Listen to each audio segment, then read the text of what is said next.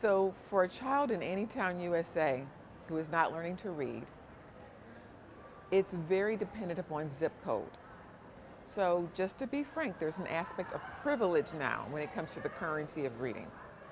If I'm a parent who is college educated, even if I came out of poverty, my child's level of school readiness will be at a much more heightened level than someone who didn't have that exposure. With no exposure, there's no composure when it comes to literacy. That's number one. So let's say I come from a zip code and I had an impoverished existence. I heard fewer words, I had less exposure, I had fewer experiences, I have very little background knowledge to bring to the table when I come to school.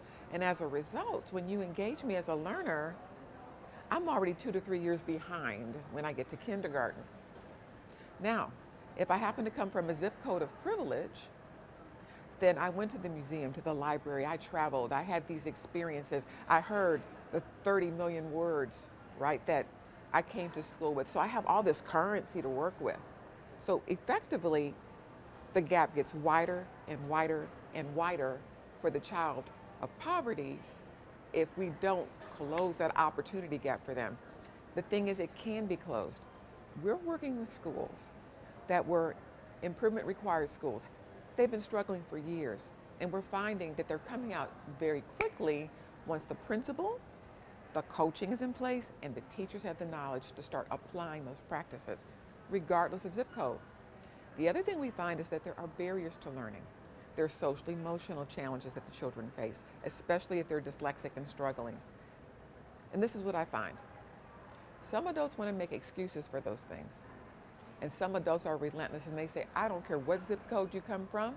I don't care if your parent drives up and drops you off and smoke comes spewing out of the car. I'm going to say to you, let me have that baby. We've got it. We're going to take it from here. And in spite of those barriers, they're succeeding in teaching our children to learn to read. Ideally, once we get that piece in place, we want to address those barriers to learning. Schools should not do this work alone.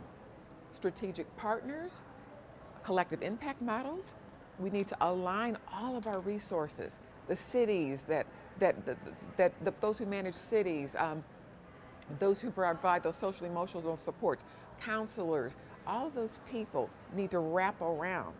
But as educators, we need to have a sense of urgency. We cannot wait because that second grader doesn't get a chance to be a second grader again unless they're retained.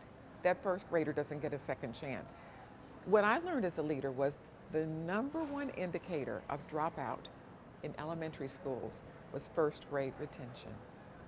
Think about that.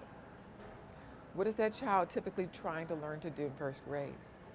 Read.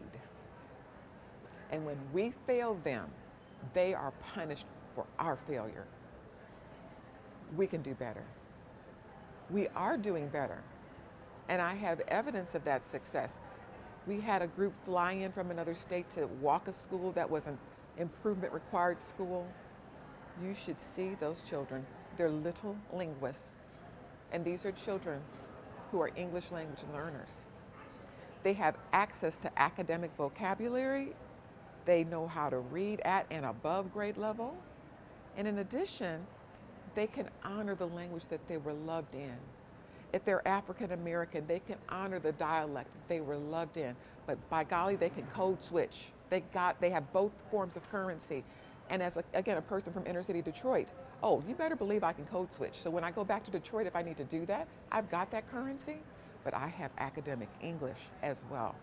And that is the door, that's the gatekeeper that all of our children deserve access to, regardless of zip code, regardless of language difference, regardless of culture.